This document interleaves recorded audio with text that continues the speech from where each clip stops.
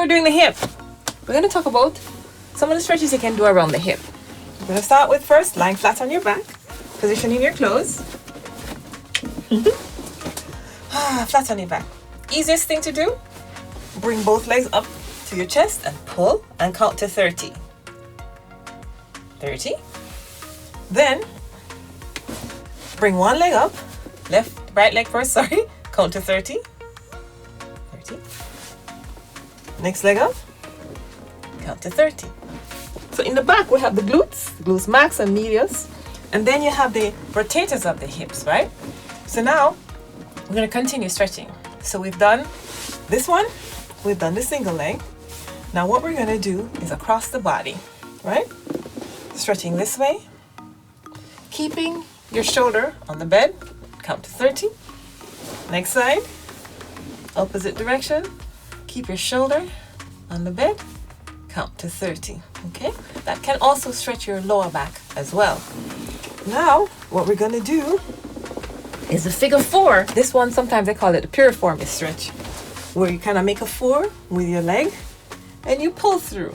If you can't pull here, which might be a little bit difficult, you can pull under the leg, but I like here. You count to 30. Good.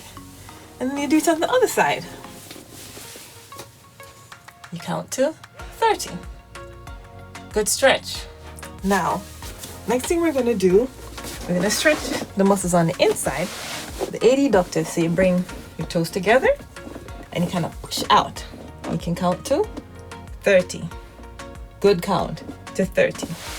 Now then after that, we can do some other stretches now, where we're going to be stretching the back muscles, the ones in the glutes. So you can cross your legs like this, if you can manage that, and you go down. So you feel a stretch around the hip. You count to 30. Some people can't manage doing it with the trail leg behind you, so you can actually just do it off the bed similarly. So a little bit less pressure on the hips. You just lean forward, just like that. Okay. Another hip flexor stretch is to stretch the ones in the front. We're going to one leg in front, one leg behind, lean forward, not with the chest down, but with the chest up, so you get a good stretch here. So you lean forward. If you want to add some more, you go like that. Do it for 30. And then you change legs. Same thing on the other side, right? Forward, count to 30. Excellent. Now we're going to do another hip flexor stretch, which we're actually using the bed this time. So you put your thigh on the bed, right? It's a little bit, normally I'd go like this, but I don't want to turn my back to you, so I'm going to do it like this. So don't hit over my props.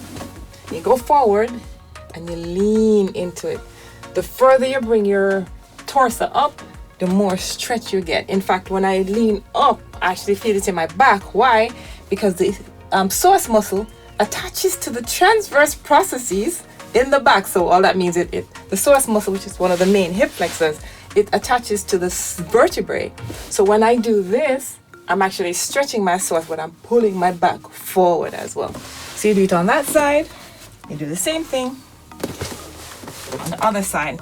And to get a little bit more stretch, you can bend this knee. When you bend this knee, you get more of a stretch here, right?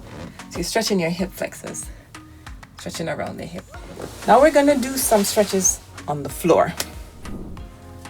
Continuing stretching of the hip.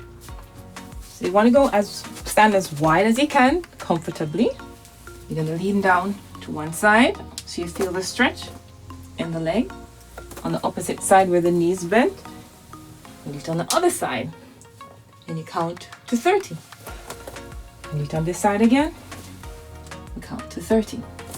Then you turn, same thing, count to 30, right? You go back on the other side, keep the back knee straight, count to 30. And one of my favorites is this one, where you're like this, and then you open your arms up, and you feel the stretch in your hip. And under here, like that. You go forward, you do the same thing, you go backwards, all right? But whatever you do on one side, have to do it on the other side. Same thing here, hand in front, go up, and then